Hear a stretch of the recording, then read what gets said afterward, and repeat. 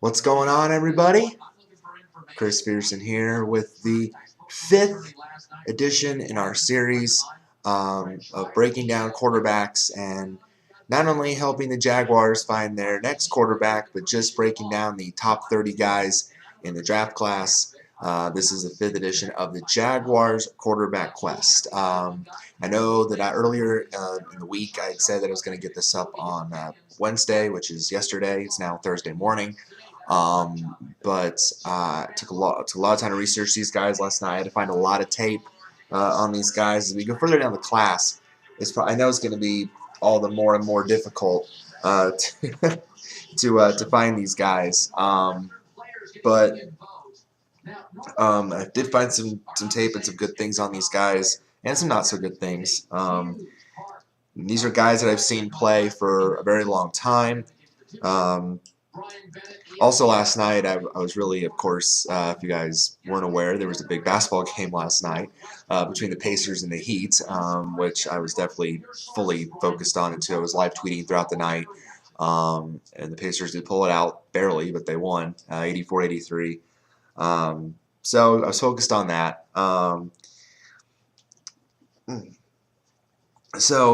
But I did get the research done, so I'm ready to share my thoughts on these quarterbacks with you guys. Today we are looking at quarterbacks 17 through 20 on the board. Stephen Morris from Miami, Garrett Gilbert from SMU, formerly of Texas, Casey Pachall from TCU, and Chase Rettig out of Boston College. And yeah, some of these guys I've been used to seeing play. I've seen a lot of Stephen Morris's games at Miami. I got to see Gilbert's game at Texas when he had to fill in for Colt McCoy in the national championship. I've not seen him much at SMU except for the Hawaii Bowl, which actually is the game that I broke down film on him for this episode. And Pahal from TCU, I've watched a lot of TCU games over the years, so I've seen his play a lot. And then Rettig, I really had to delve in to a couple games to look for some of his work. So let's get into it. Real quick, though, before we get into it, I also want to mention what I've kind of decided to do with the channel after we end this series as well. Now, obviously, the shows that I usually do will carry over into future seasons, like the Fantasy Football Stock Report, like Tracking the Madness. Those are going to stay. And hopefully maybe this one in some capacity is going to stay. Maybe we'll break down other positions in the future, maybe running backs or wide receivers or whatever. Or we'll stick with quarterbacks because it's fun. But I've given a lot of thought about what to do after Jaguars Quarterback Quest ends, and we have a few months in between the draft in May and the return of the season, football season in August. I decided to do maybe a couple things. One is, obviously, you guys know that I, working in retail and working in the electronics area, I'm really getting back into the swing of video games. I have a PlayStation 4 myself. I have Madden right now. I'm hoping for some more good ones to come out later on. Drive Club is coming out in June now, from what I've heard. They've pushed back the date a lot with that game. I'm hoping to share my thoughts on the week's big game titles, big releases, game sales, thoughts on all that. As you guys know, I've shared on here my best, worst, disappointing from the last year in terms of games, and I'm not really doing much tracking in terms of sales in the store anymore. I'm looking. There's a site out there called, I don't know if you guys have heard of it, called VG Charts. It actually charts video game releases, sales each week, and so I'm going to be kind of using that as a source to break down the results and share my thoughts on that. Like, for example, best example, I thought that Titanfall, the Xbox One, was, in the U.S. maybe going to sell over about 300,000, 350,000 copies. It sold 500,000 copies first week. Okay, that blew my mind. That it sold that many first week. So I'm going to be sharing some thoughts on that, and also I'm going to kind of maybe do what I've done before in the past, is like I did with Quick Thoughts and Weekly Word. I'm going to bring back kind of a topic discussion show about the big topics in sports for the week, and share my thoughts on that as well. Who knows, might even get a rant or two in there because, my rants are pretty strong on these shows. So yeah, that's the plan going forward. And I don't know if I'm going to do both during the week or just focus on one. I'm kind of still debating and sorting things out. Just depends really on schedule. So stay tuned for that. But I just wanted, again, to get that out and share on here what's to come for the channel once the Jaguars Quarterback Quest series ends. Okay, so now let's get into these guys. Let's start with Stephen Morris of Miami. He is a four-year senior. He's been on Miami for a long time. I remember watching a lot of his games being played. He's listed as 6'2", 208, and I watched a couple games of tape on him because I really wanted to see if there were any differences between lower tier competition and higher. I watched him play Florida Atlantic in the opener last year and then the Pitt game, which followed a couple weeks later. There is a lot to like about Stephen Morris. His deep ball and his fades are beautifully thrown. I mean, he can just, a couple times early in the game, he's showing where he's just beautifully positioning the ball down the sideline, up the field. I mean, it was just like perfect. He put it right where it needed to be, and it was just, and it usually went for either touchdowns or big gains. So it was definitely a great attribute to have. Again, I mentioned on here that the Jags receivers are mostly deep ball guys. They're not like your dink and dunks. They're usually deep ball receivers. So certainly Morris would be very helpful in that regard for the Jags offensive system.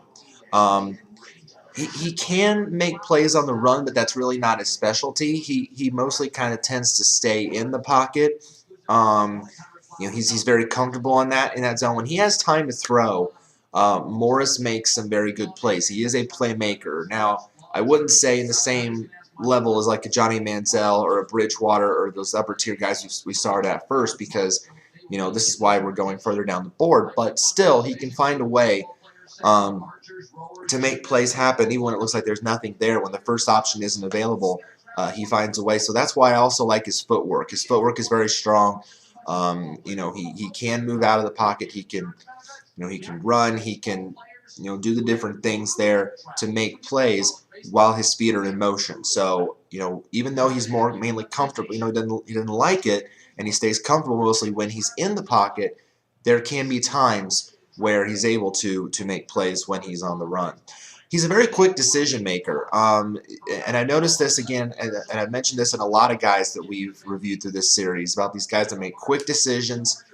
They know where the ball's going to go. They know what their first option is every time. But another thing that I saw in Morris when making these quick decisions is he looks for the mismatches. He takes advantage of those. There were at least 2 or 3 times when I watched, I think it was the Florida Atlantic game, that Morris noticed the coverage out there wasn't that strong. It was off of one guy. It was single coverage on this guy. And Morris immediately went to them and found it and exploited that secondary or that coverage that Florida Atlantic was in. So he's able to quickly scan the field and take advantage of that. You've got to have that inner clock in your head. And I forget who I mentioned had the inner clock. Matthews of Cornell, I mentioned in last video, has that inner clock in his head. That's a big attribute to have as well that NFL scouts are going to be looking for, because you've got to be able to have that in your mind, to scan the field ahead of you.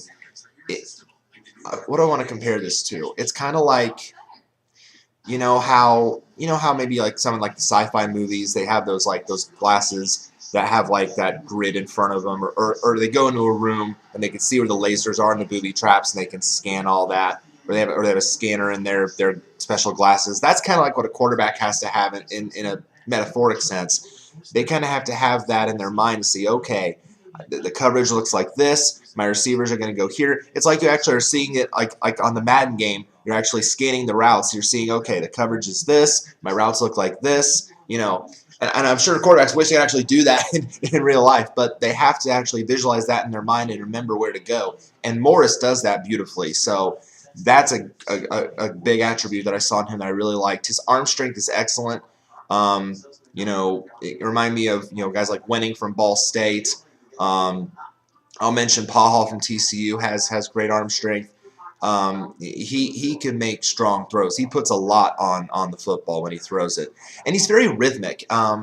Sometimes when they were showing a touchdown drive against Pittsburgh, he made it look so easy. I mean, it was just one after the other, completion. It was like that. I mean, he could be a guy in the clutch that can make a great drive happen. So when he gets in a rhythm, Stephen Morris is tough to stop. So he just made that look so easy, and I was so impressed by the way he did that on a couple drives in that Pitt game. So obviously, a lot to like. But there's a couple things that I think really is the reason why he's this low down the draft board. But when it comes to the NFL, these are really big things. These aren't just nitpicks. These are big things when it comes to the draft board, and NFL teams don't want to see these in their top tier, maybe even number 2, number 3 quarterbacks. He really has accuracy issues. He's very inconsistent in his throws. His completion percentage is not that high. Like the top tier guys.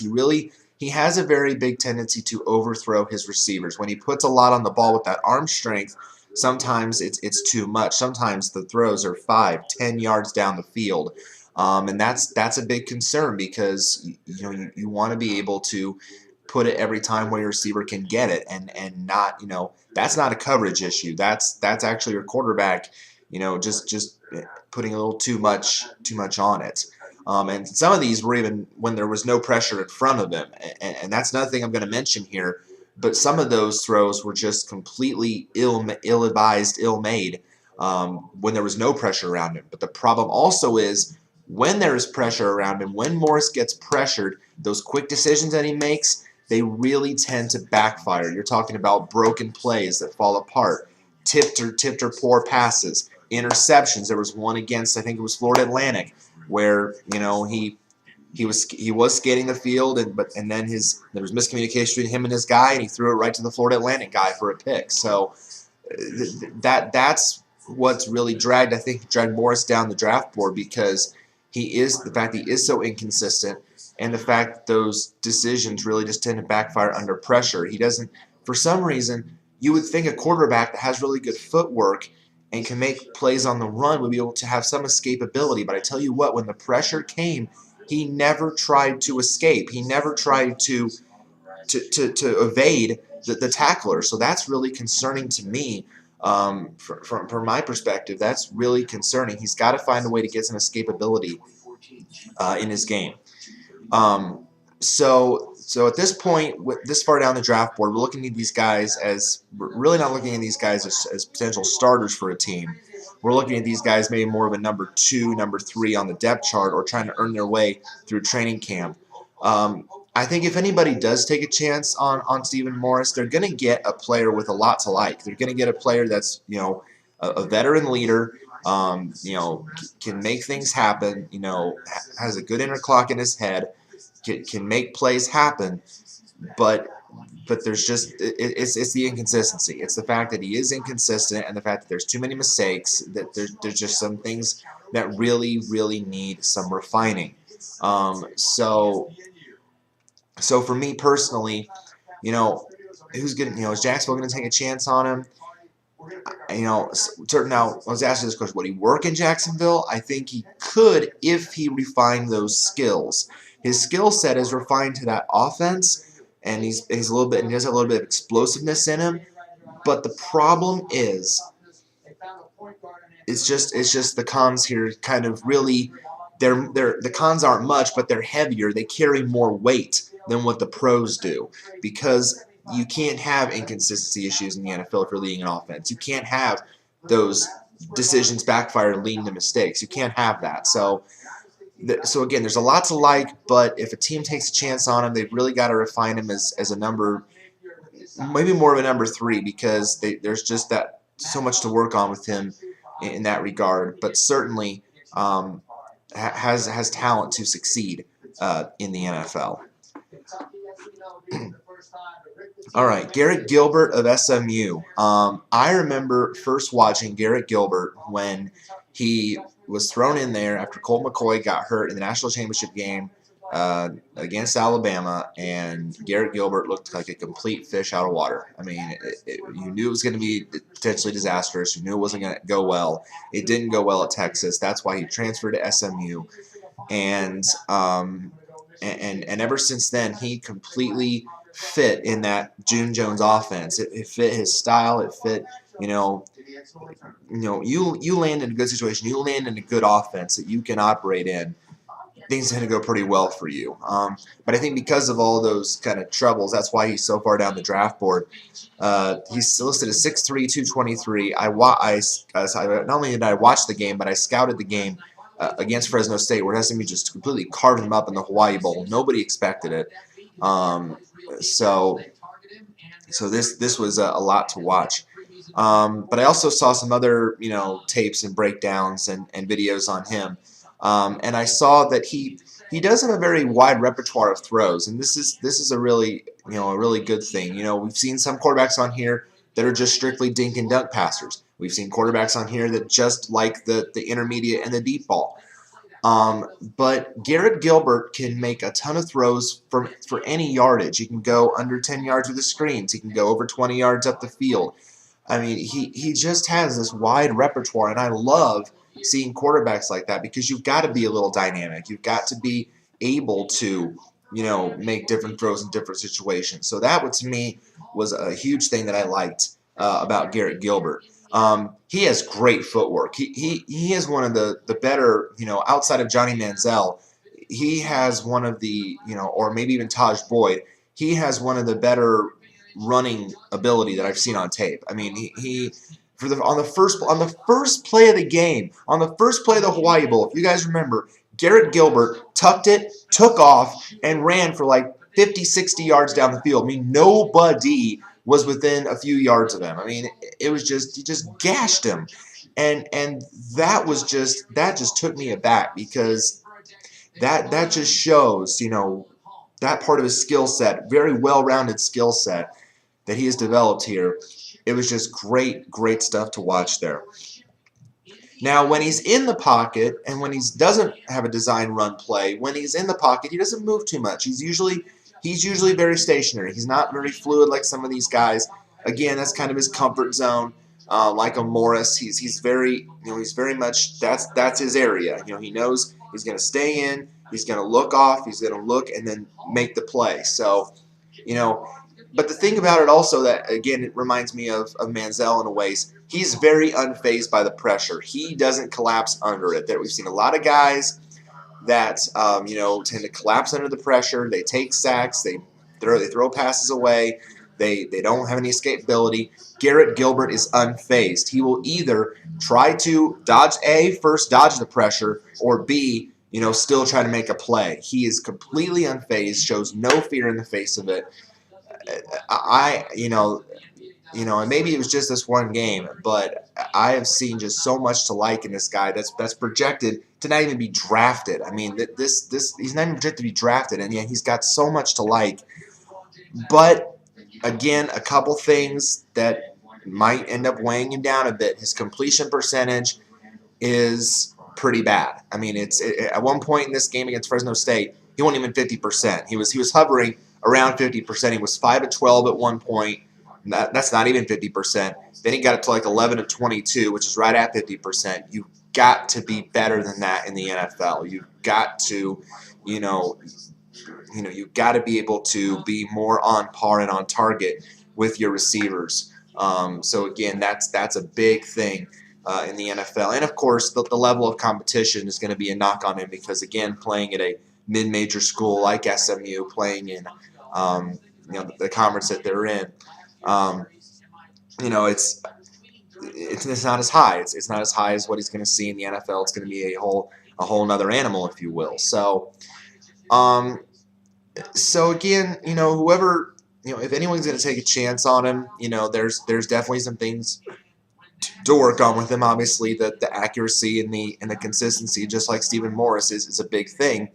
But they're getting a player, again, that has a very wide and very strong skill set. So that's where Morris and Gilbert have some similarities between them. But the biggest difference to me is that Gilbert is able to use his strength to his advantage. He's able to use, his attributes to really run the football. Morris had, I never saw Stephen Morris run the ball like I think maybe once or twice. He's not used to that. Gilbert is a natural runner. He is someone that is not afraid to just take it and go.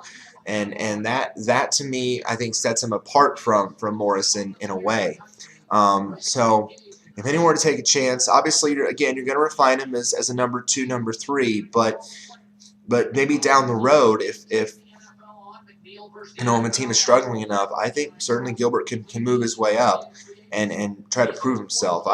I'm interested to see what he does if he lands on a roster in the preseason because he's got talent. I mean, I was just very impressed by what I saw on tape from him. So I hope a team does take a chance on him in the NFL. I'm hoping for good things after that horrible start at Texas. I'm hoping for good things for Garrett Gilbert. All right. Now at this point, after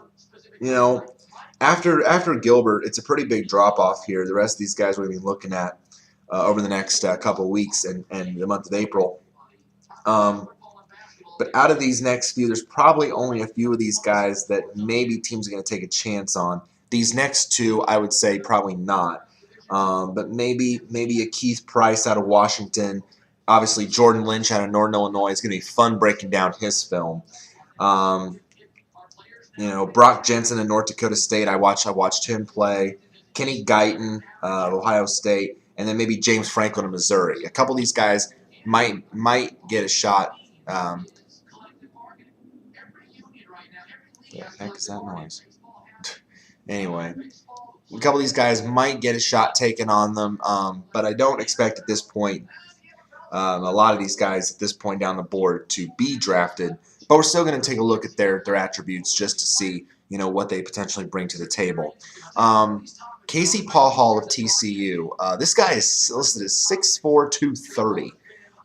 This guy is he's a big guy, and but the thing with him, and one, he's a TCU Horned Frog, and I have much love in my heart for TCU because they're a Christian university. I am very, I love the colors, I love the nickname, I love everything about that school. But when it came to him, there's a lot not to like because of his issues off the field, durability. There's just a lot that really concerns me, and I don't know if a team's going to take a shot on him in the NFL. But let's just take a look at what I broke down. I looked at 2 games. I couldn't find anything from last year because he missed most of last year with injury.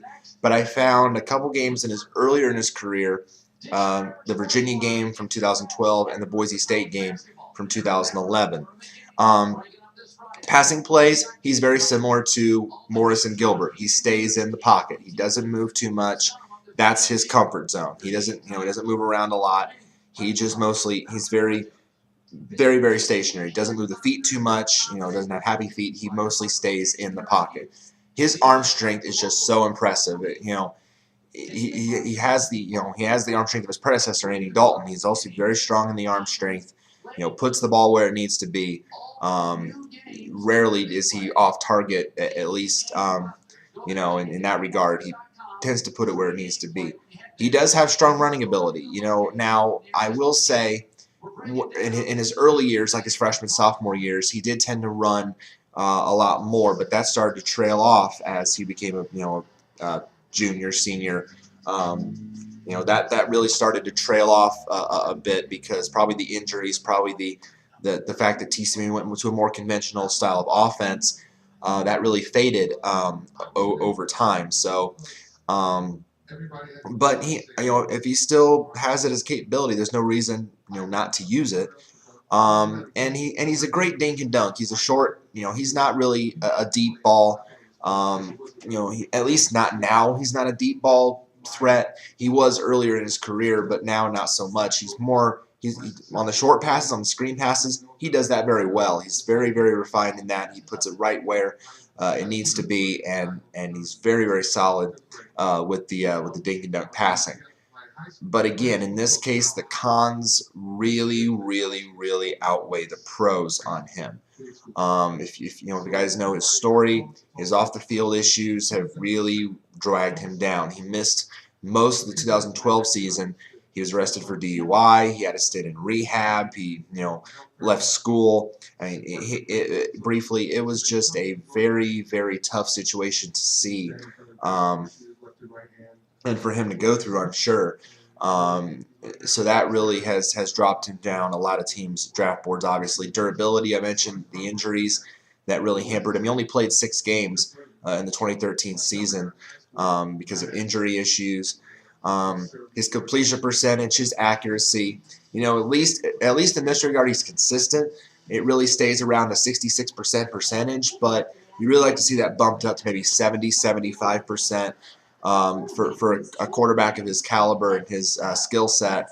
You want that to be better. And there were a couple times, at least 2 or 3 times when I watched film, especially against Boise State, where he really, really tended to make receivers really work to catch some passes. I mean, there were balls way high in the air, I had to grab one-handed and pull it down, or pull it to his side. There were some throws where really he had to make his receivers work for the catch. So, he needs to do a better job, on the passes, putting it, better where his receiver can catch it and not having to make him go up or go, out of their position to make the catch. Pressure really gets to him. Pressure gets to Pachall a lot. Makes bad throws, bad decisions when he's pressured, interceptions. He fumbled once that I watched on film. So, pressure definitely really, messes with his mind a bit. And like I mentioned, his deep ball ability has really dropped off. There's a lot more accuracy in his deep ball. In the 2011 game against Boise State, he had 2 deep balls for touchdowns. Then in the Virginia game that I watched from 2012, his deep ball wasn't there as often anymore. He was overthrowing guys. He wasn't, making very accurate throws. So that definitely has dropped off a lot.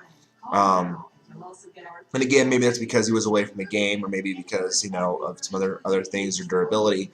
But he needs to find a way to get that back into his repertoire and add that back into his skill set to be, a better quarterback. So if anyone's going to take a chance, it's a shot in the dark. It's a hope that he can get back to the quarterback that he was 3 years ago. There's always hope for that. I think it'd be a great comeback story if that happened. But it would be a long road ahead. Let's just say that. It would be definitely a long road ahead for Casey to get back to where he was. And I really hope that he does. I hope that he's got his life, turned around and his head on straight and on the right path again. But I'm really hoping that if a team does take a chance, that he does stay focused and that he's able to get his skill set back to where it was and show that he can be successful in the NFL. And finally, Chase Rettig of Boston College, listed as 6'3", 206. I watched the game. Again, I could find no highlights from last year on him, so I had to kind of go back a little bit. I analyzed the Clemson game from 2 years ago. Clemson, always a very strong team. Boston College played really well in this game, so there were a lot of things to really like and not like about Chase Rettig. He can also make passes on the run. He, very similar to Stephen Morris. He's able to make play action passes when he's, and unlike these guys, he doesn't stay in the pocket a lot. He is very fluid. He moves around. He's the only guy in this group that's not really a stationary guy. He's very fluid. He's moving around. He moves around, scans things out, and then goes. So that really impressed me when I saw it. I'm like, oh, all these guys have mostly stayed in, but now here's Rettig, moving around in the pocket. So that was definitely a different thing to see there. When he is accurate, when he is on it, like Stephen Morris, he's very rhythmic. When he gets in a rhythm, Chase Rettig is really tough to slow down. His arm strength is amazing. He throws downright bullets. I mean, when he's just on it, he's on it, accurate, boom, boom, boom. Every time it was just, there was like at least one drive where it was just completion, just every time carving up the Clemson secondary. It was just, that was just entertaining to watch. But when he is on it, he's very good, and it was just, that's just a skill again you want to have when you're a quarterback. And his specialty tends to be the deeper passes. He's not there. I rarely saw any dink and dunks from him. He mostly, it was these intermediate balls up the field. It was these deep passes to his weapons up the field. It was, and most of the time they did go for completions. He rarely missed. There were a couple times where he overthrew passes because of timing, but for the most part, he was usually, very much on it, and it was just ding, ding, ding, ding, just every time going up the field, he was able to make completions or put it where it needed to be, and his receiver just couldn't make the catch, hit him right in the numbers, in the chest, but it still was a good pass by Rettig. It wasn't, the incompletion wasn't his fault. His receiver just didn't make the play. But then a couple cons with Rettig. Sometimes he makes the wrong decision on routes, on who to throw the ball to. So he needs to have a better internal clock. He needs to, he tends to usually just look off at his first option. And that's one of like the cardinal sins of quarterbacks. You can't look too much at your options because then the secondary will pick up on that. He needs to scan the field and really recognize his receivers' routes better sometimes, because sometimes that leads to a tipped ball, an interception. He doesn't throw them a whole lot, but sometimes it does lead to those wrong decisions. So he's got to do a better job of really reading the routes and seeing what's out there on the field. Now, you would think, again, that someone who makes plays on the run and who is fluid in the pocket can escape pressure. He doesn't. There were like at least 2-3 instances where the pressure just got to him. He made no effort to escape it. So that really just kind of blew my mind a bit. Like, you've got to find a way, to, you're moving around in the pocket so much. You're making plays on the run here. When the pressure comes, you go. I mean, you got to go. I mean, you got to keep the play alive, man. So he's got to find some escapability in that. You can't collapse under pressure like that. It just shows that you're weak. It just shows a big time weakness in you. There were a couple times that I saw where his passes looked really, really wobbly. I mean, like really wobbly thrown balls. Like you can see, if you can see the ball moving in the air like this or this, your throwing motion needs some work. It really needs refined. It's like the old rubber pencil trick. I got a rubber pencil. It's that's a little slippery, but